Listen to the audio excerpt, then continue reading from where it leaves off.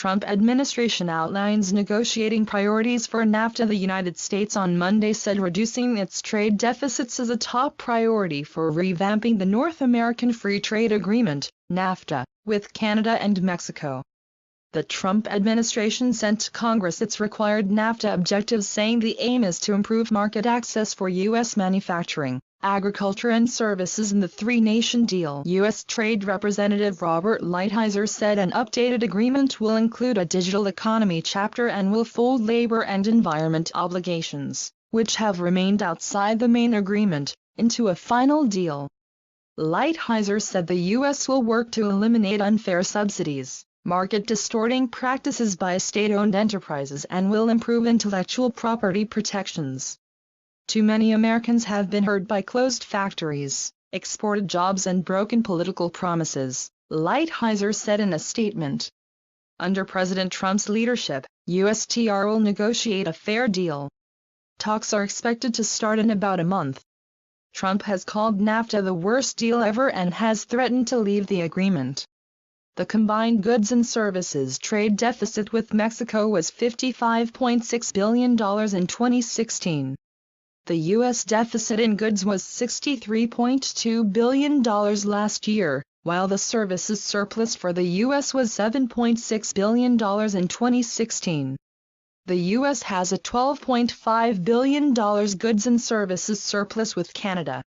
Lighthizer said that there are market access issues with Canada in dairy, wine, grain and other products, barriers that the current agreement is unequipped to address. The U.S. goods trade deficit with Canada was $12.1 billion in 2016, while the U.S. services trade surplus was $24.6 billion last year. Separately, the Trump administration is examining the reasons why the U.S. had trade deficits with certain countries. The release got mixed reviews on Capitol Hill, with both parties expecting to see the objectives expand as talks intensify into the fall. House Ways and Means Committee Chairman Kevin Brady, R. Texas, said these objectives set an ambitious standard for improving NAFTA and make clear that the United States is seeking strong, enforceable rules that go beyond any agreement ever negotiated. But he maintained that an updated agreement can't remove trade benefits U.S. businesses already enjoy. Senate Finance Committee Chairman Orrin Hatch, R. Utah, said he expected that the objectives laid out on Monday will be further developed as the negotiations proceed. However, if we are to truly modernize NAFTA and establish the most advantageous rules for selling American goods and services around the globe, future negotiating objectives must include stronger protections for intellectual property rights, upgraded rules and enforcement procedures for American exporters and investors, and improved regulatory practices that treat American goods and services fairly, Hatch said. But Democrats were less impressed with the scope of the 17-page outline sent to Congress. Ways and Means Committee Ranking Member Richard Neal, D-Mass, said the summary of objectives raises more questions than it answers.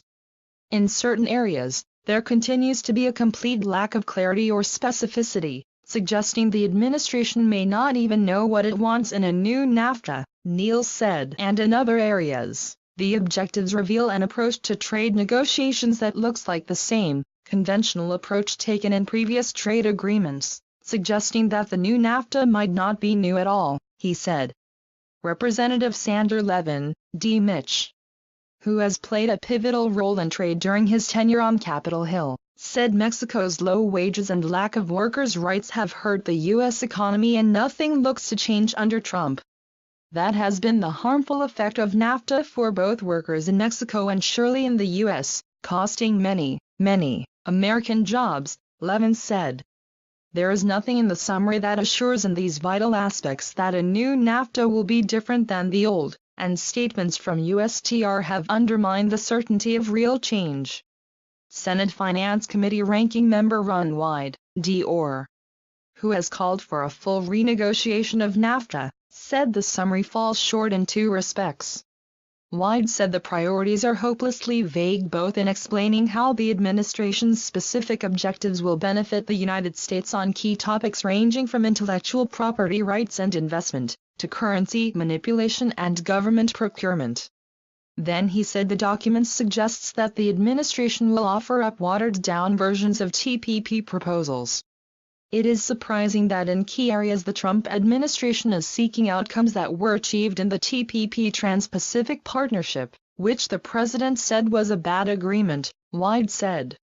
Before sitting down with Canada and Mexico, I expect the administration to update this summary, shine some daylight on its negotiations, and set the bar high for American workers, businesses and farmers, as it promised it would.